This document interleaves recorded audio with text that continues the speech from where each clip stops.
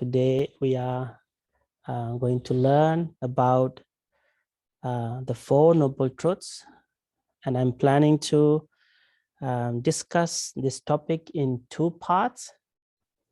Today we will cover the first and second Noble Truth, and the remaining parts we will discuss in our next meeting, the Four Noble Truths.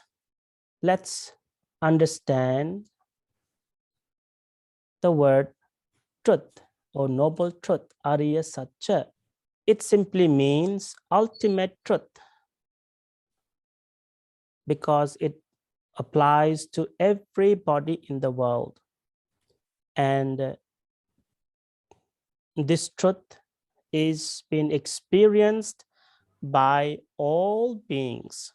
This truth is called Arya Satya because the Blessed One discovered it without anybody's help. He himself realized this Arya Satya noble truth, which is why we call him Samma Sambuddho, right? That is one of the qualities of the Buddha, because he realized this truth. And then after realization, he revealed this truth to the world. This truth to the world, which is unknown. People did not know about this truth before the Buddha. It was unknown by the world. So how many truths are there? 4. Yes, that's how we learn, right? But there's only one truth. One truth, but has 4 facets. That's why we call it Four Noble Truths. It's the one truth, but it has 4 aspects, right? So that is why we call it the Four Noble Truths. Now, you all know the Four Noble Truths. Help me out. Can you say in Pali? And then if you can read on the screen, can you say in English as well? Dukkha Arya Satya, the noble truth of suffering. Dukkha Samudaya Arya Satya, the noble truth of arising of suffering. Dukkha Nirodha Arya Satya, the noble truth of cessation of suffering. Dukkha Nirodha Gamini Patipada Arya Satya, the noble truth of the path leading to the cessation of suffering. Very good. That's wonderful. So if we say the Four Noble Truths in brief, we can say that suffering, dukkha, its cause, which is the second noble truth, its ending, the third noble truth, and the way to end it is the Four Noble Truths. So suffering, dukkha, the cause, which is the hetu, right? The reason, samudaya, the ending, cessation. Cessation kiyanne ending matama, ending. And the path, the way to end is the path, which is the Noble Eightfold Path. So this is the list of the Four Noble Truths. As I said, one truth, but has 4 aspects, which is why we call the Four Noble Truths. So the Buddha's teaching of Four Noble Truth is compared to a doctor, right? When a patient goes to see a doctor, what does a doctor do first? First examine, right? First examine that there is a sickness. So that is the first noble truth. When he examines, he realizes the cause, why someone got sick, why this person got sick. So this is the reason, the second noble truth. And then the doctor says to the patient that you can get cured. You can get cured. That is the third noble truth, right? Getting cured. And then the way now to get cured, to be free from sickness, you need to take the medicine, right? One pill in the morning, one pill in the afternoon, one pill in the evening for certain days. And then you will be free from sickness. Just like that, the Buddha is considered as a doctor who gave this medicine to sentient beings to be free from dukkha, right? Dukkha is the sickness. And the cause of the dukkha is the second noble truth. Now we will talk about that in a minute. And then Buddha said, you can end this dukkha, which is the third noble truth, enlightenment. And then the path, Nirodhagamini Patipada, the path that helps us to reach this third goal, which is the Nibbana, right? So these are called the Four Noble Truths. Now, in Kotigama Sutta, Buddha said, beings wandered through this long journey because of not understanding and not penetrating the Four Noble Truths. So we see that understanding and realizing the Four Noble Truths is very, very essential, right? Buddha said, beings wandered through long journey. Ipadenawa, Marinawa, Aipadenawa, Marinawa. This is called samsara. So the journey here means samsara. Samsara, the cycle of birth and death, right? So we are born and dying again and again because of not realizing these Four Noble Truths. So you can see the understanding the Four Noble Truths is very essential, very important in the Buddha's teaching. And that's why the Four Noble Truths are true, real, and unalterable. It is true because it is true and real because we all of us are experiencing satya, true, real, and unalterable.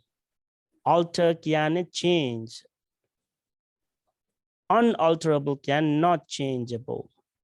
Venas color no haki. Me satya venas color no haki. It is the truth that is unalterable. In the past, in the present, and in the future, this truth remains the same. It does not change. That is why it is called unalterable. Tata Sutta in Sangha Buddha said, these Four Noble Truths are true, real, and unalterable. Attai Venati Dharmatawe. And that's why also we call Buddha's teaching akalika. Remember, when we discuss about the qualities of Dhamma, we say Dhamma is akalika, timeless. It doesn't change according to time.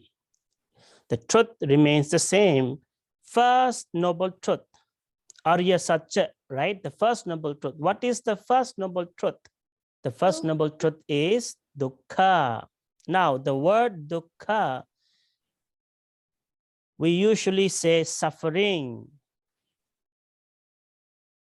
That is partially true, but this word suffering does not give the full meaning.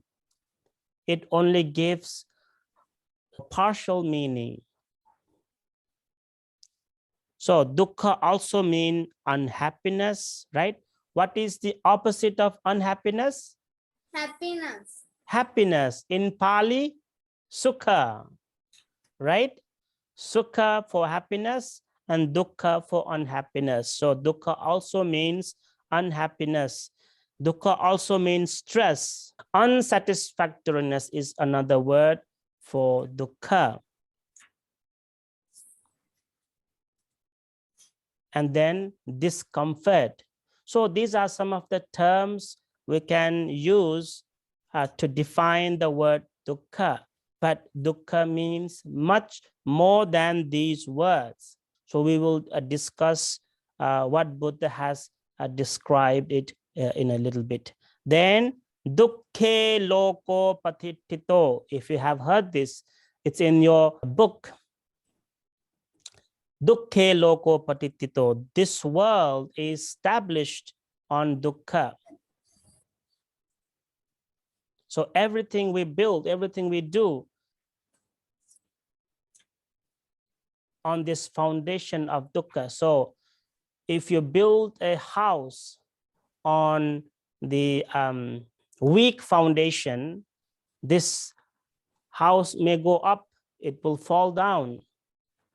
Just like that, whatever we build our life, depending on this truth, we are bound to experience dukkha. We are bound to experience unhappiness, dissatisfaction, stress.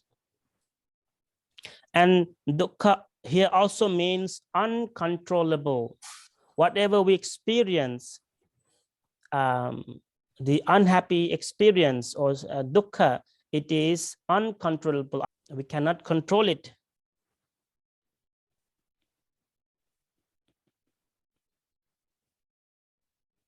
Okay. And emptiness, it also means emptiness. Nisarubhava. His bhava, in Sinhala we call it his bhava, emptiness. So dukkha means much more than suffering. Now, Buddha said, this truth we should understand and known very accurately, properly, parinyaya. This truth, me satya pahadiliwa danagata yutui, parinyaya, that dukkha exists in life. Dukkha kineka ape jivite tinawa kineka, we must understand and realize properly, acknowledge properly. We should not pretend that there is no dukkha. Dukkha exists in life. Jivite dukkha tienawa kineka awbodha karaganna ona. So this is how Buddha defined dukkha. Can you read? Jatipi dukkha, jarapi dukkha, Vyadipi dukkho, maranampi dukkhang, dukkang, apiyehi sampayogo dukkho, piyehi vipayogo dukkho, yampi channa lapati tampi dukkang samkittena panchupadanakkhandha dukkha. Very good. That is the definition of dukkha given by the Buddha in Dhamma Chakkappavatana Sutta. What is jatipi dukkha? Ipadima. Ipadima dukkha. In English? birth of Birth is dukkha. Birth. Birth is dukkha. Ipadima dukkha. Right? When we were born, did we come to the world smiling, laughing? How did we come to the world? Crying, right? Crying. We came to this world crying. Right? So, birth is dukkha.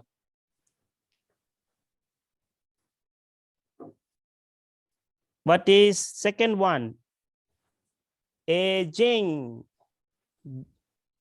Jarapi dukkho, right? Jarapi dukkha. Aging is dukkha, suffering. Aging kyanne? Mahalu bava jara. Yes. Right? When we get old, getting old. Getting old is dukkha. We are not old yet, but we can see old people, right? They have very hard time to get up from wherever they are sitting. They have hard time to hear, right? You have to say again, you have to say loudly so that they can hear us, right?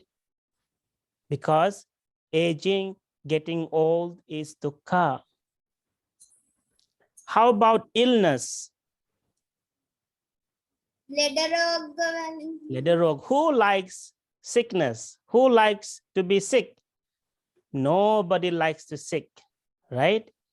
We don't want any sickness.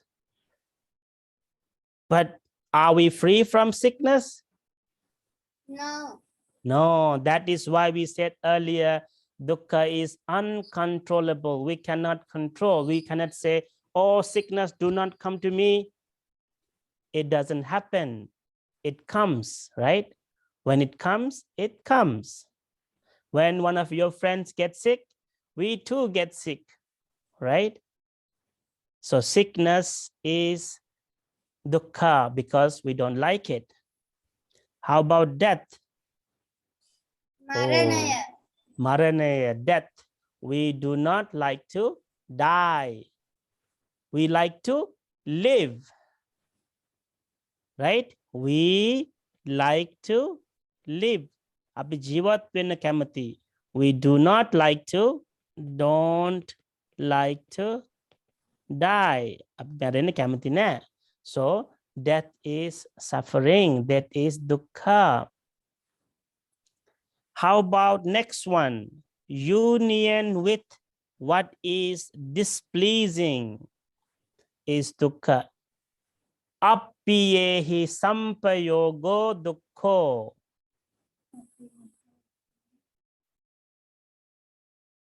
Apriyan samaga ekvima.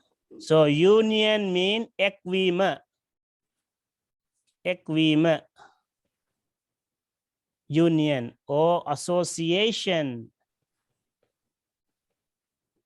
with what is displeasing. Displeasing can apriya.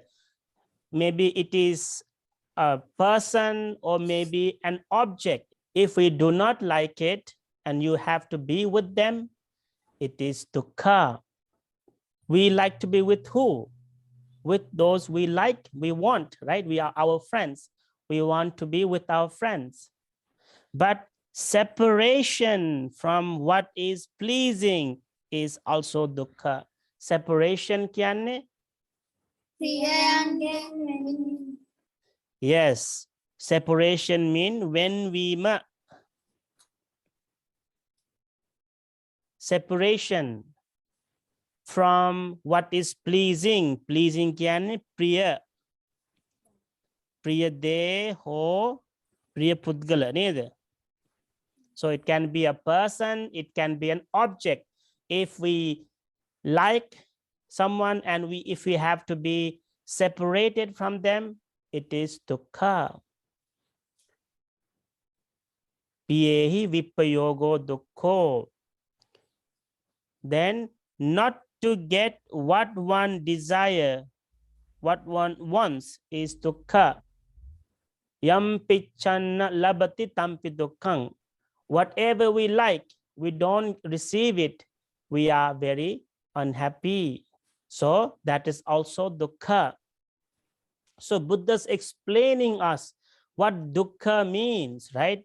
Not just being born, not just being getting old or getting sick or dying. You can see that something that we like and we don't get that, we are experiencing dukkha. Or we have to be with somebody who we don't like very much and we have to spend time with that person or with the object, we are unhappy.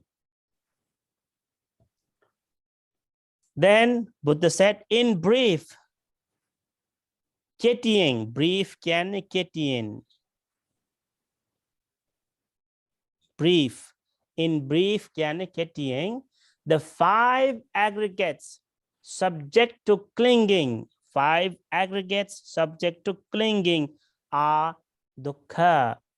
Panchupadanakkhandha dukkha. What does that mean? The 5 aggregates. What are the 5 aggregates? In Pali, Rupa, Vedana, Sanya, Sankhara, Vijnana. So form, feelings, perception, mental volition, and consciousness. Can you read that? Form, feelings, perception,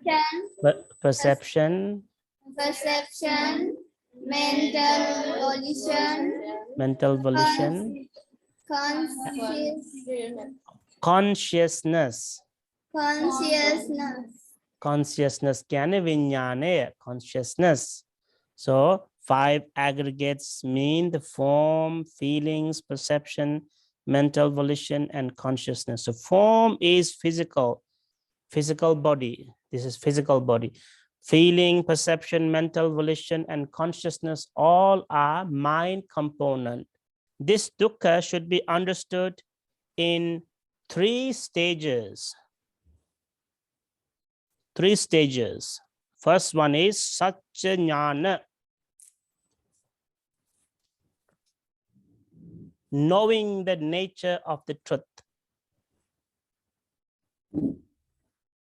Satya Swabhavaya Danaganima. So we can say acknowledgement. Again, we said earlier that there is dukkha. Dukkha exists in life. That is Satya Jnana. So you reflect upon this truth, thinking about your own life. What are the life examples that you have to relate in this truth, dukkha? Dukkha, examine, reflect. That is one level. So Satya Jnana. For example, Patachara, right? Patachara experienced dukkha. So when she came to the Buddha, she reflected upon her life and she acknowledged that dukkha exists in life. Then Kitcha Jnana, Krutya Jnana in Sanskrit, Kutta Jnana, knowing what needs to be done in connection with that truth. So after reflection, after giving thoughts to this truth, we need to do in regard to the truth. But that is the practice of this path, practice of what? Morality, meditation, and wisdom. What is that? The path, right? We need to practice. Kitcha Jnana. So you first you reflect upon this truth, then you practice this to realize, to have direct experience. That is Kichanyana. And the last one is Katanyana, accomplishing what needs to be done. So you accomplish, you reach the goal, you reach the full realization. Full realization, knowing of what? Knowing that we have realized the truth, free from dukkha. So 3 levels of understanding of dukkha. We call it tiparivattang. In Pali, tiparivattang. Then dvadasakarang.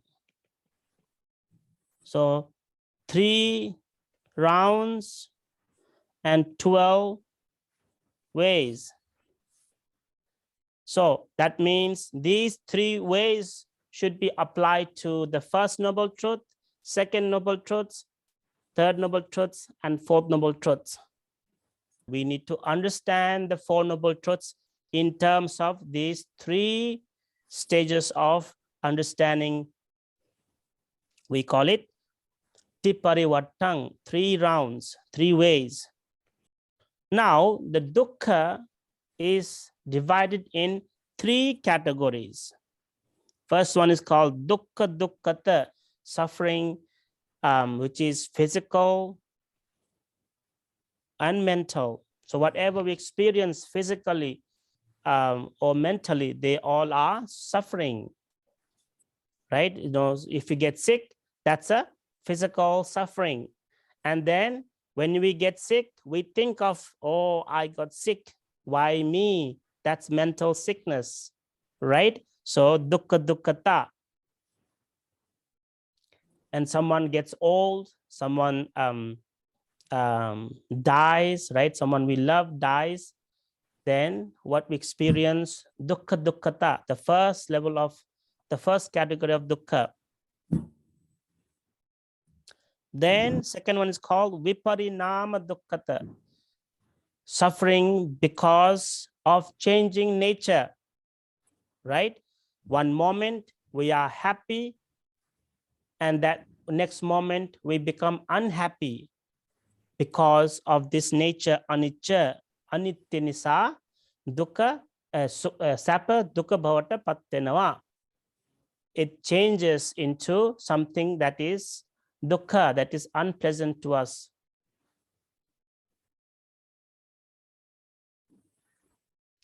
Then sankhara dukkhata,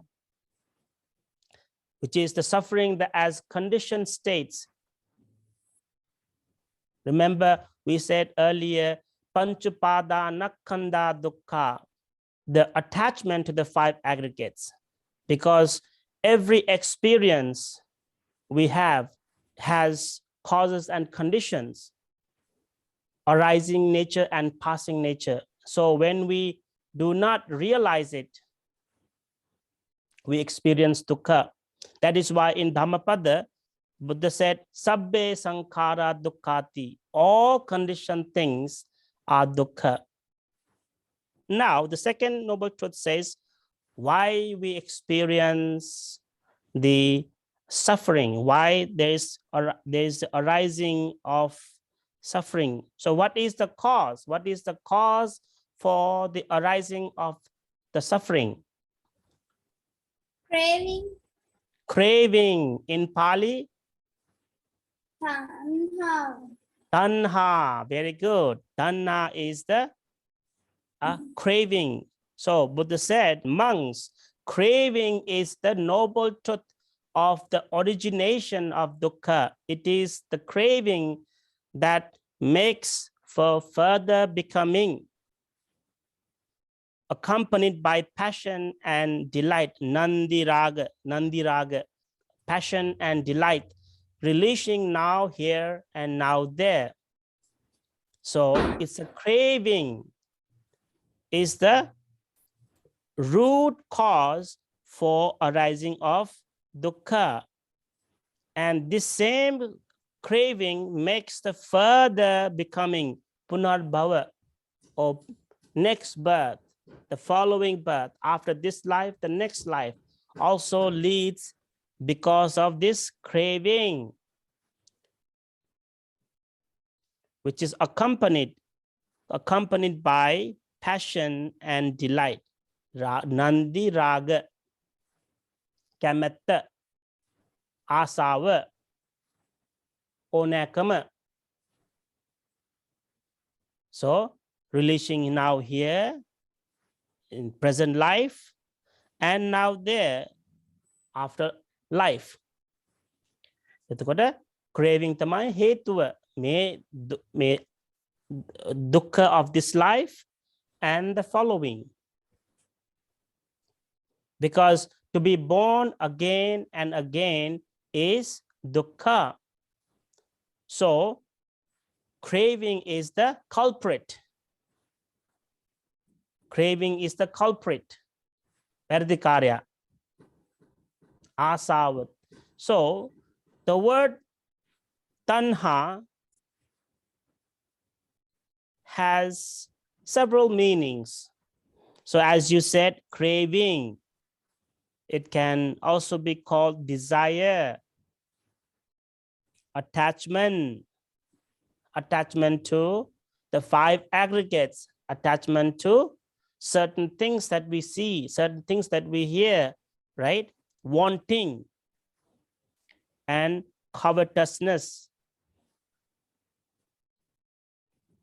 Abhijja, covetousness means abhijja. These are the big words, I know, but you need to learn them for your exams. Now we see here, Hetuphala Nyaya, the teaching on cause and effect. So cause is wanting, and the phala is dukkha.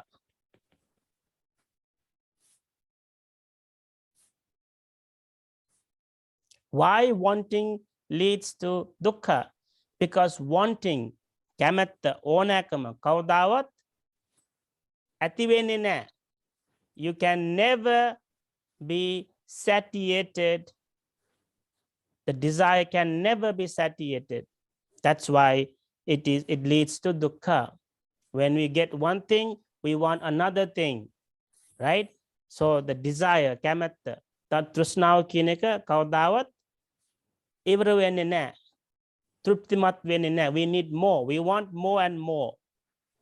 So there are three types of tanha according to Buddha's teaching. First one is kama tanha. Kama means sensual pleasure, wanting to please our senses, eye, ear, nose, tongue, body, and mind.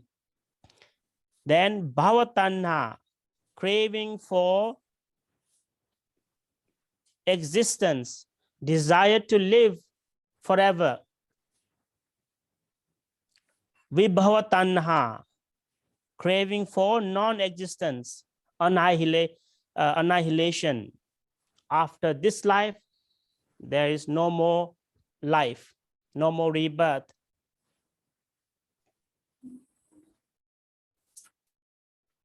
So the second noble truth continues where it says, how does the craving leads to dukkha? කොහොමද මේ තෘෂ්ණාව කියන එක දුකට පත් වෙන්නේ? Now you can see, what do we see? We see an eye. That is indriya, sense, right? We call it a sense. Eye is a sense. Sense. And then object is the sense object. අපේ ඇහෙන් දකින දේ තමයි object එක. රූපය නේ, රූපය. So this is as we see through eyes the object rupaya. Then there is this so-called eye consciousness. Eye consciousness. We call it chakku viññāna. So if we do not have consciousness, We cannot see just because we have eyes. We cannot see an object. We need this eye consciousness. So when eye object and eye consciousness come together, we call it contact.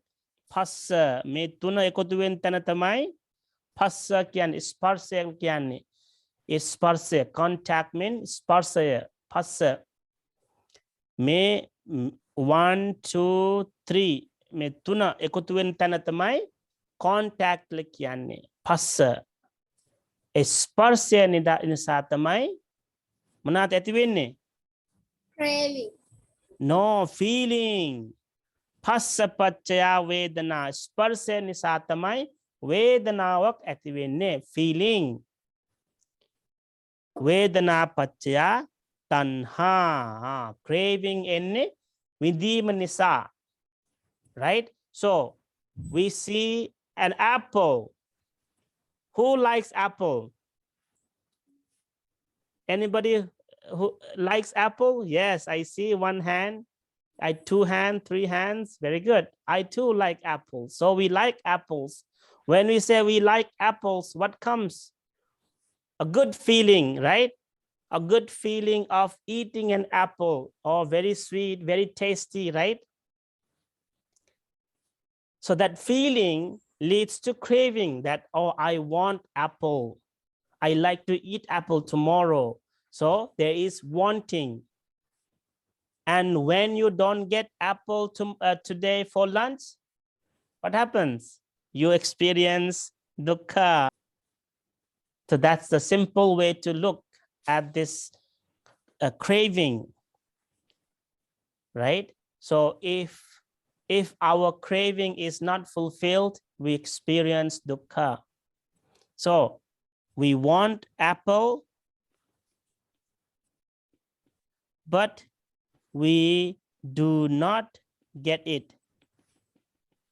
What does that mean? Dukkha. Yam picchanna lapati tampi dukkhang. If we don't get what we like, what we want, then we experience dukkha. This is, what is this? This is the doctrine of cause and effect. Hetupala nyaya. How, or we can say paticca samuppada, dependent origination, how one thing leads to another. And this applies not just to eye, it applies to ear, right? We like to hear good sound, good music, right? We don't want to hear somebody honking the car, right? So like that, smelling, we like good smell. We don't like bad smell. We like good taste. We like to eat tasty food so that our tongue feels, we feels good about eating the food. We don't want to eat not tasty food. We like to eat only what is tasteful. And similar with the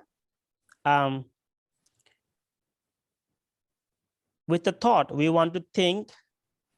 So you can see kama tanha. Kama tanha is sense pleasure. We like to please our eye with good, beautiful things.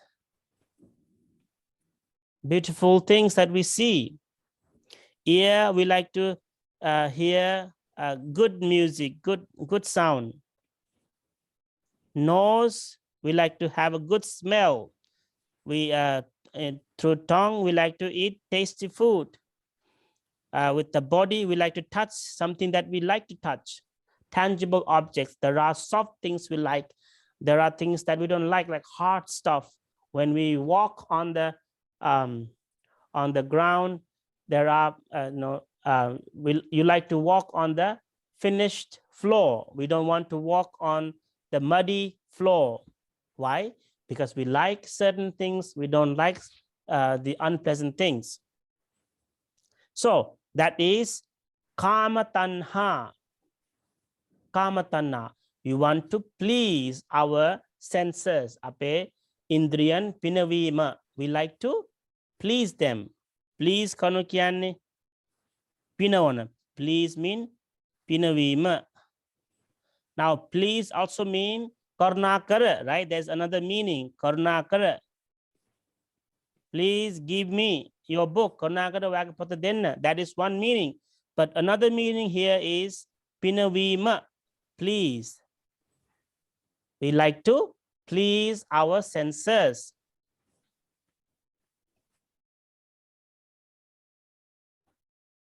Then second, so there are three types of craving. One is kama tanha, then bhava tanha.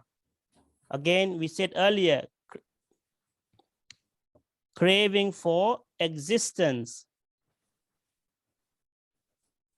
We crave for existence thinking that we exist forever. Ape hamadama jivateno kineka. This one is called the doctrine of eternalism. Meka saswata vadeta vetena adahas. So this thought that I exist, I will live forever. I will live forever in this life and the next life, and so on. Same person, same I, same me, same myself. That is eternalism.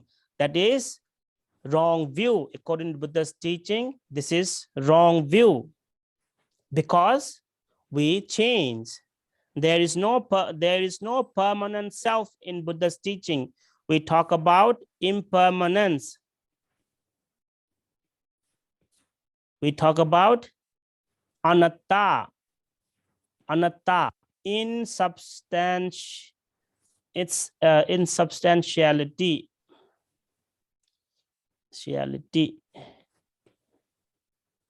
Anatta, we talk about the doctrine of not self. And so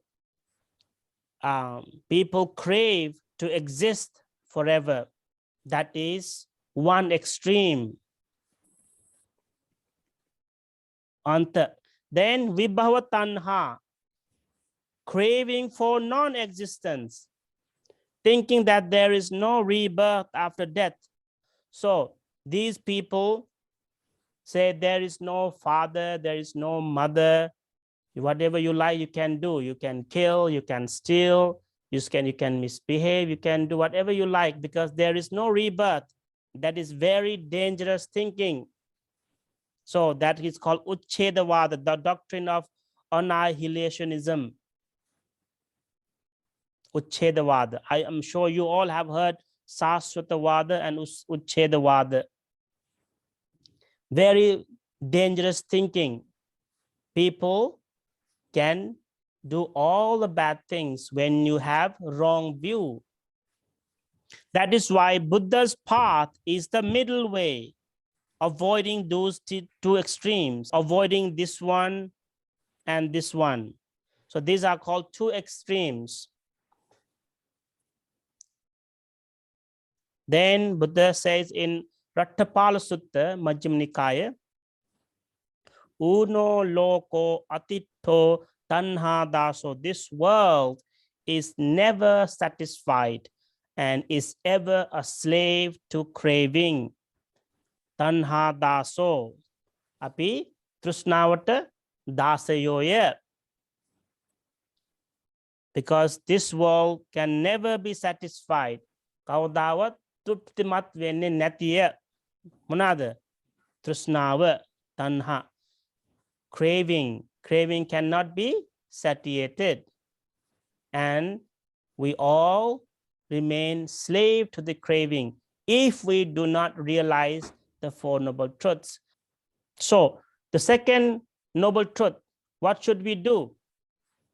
We should abandon, we should uproot, right? The first one, the first noble truth, parinyaya. That means you need to understand, penetrate properly.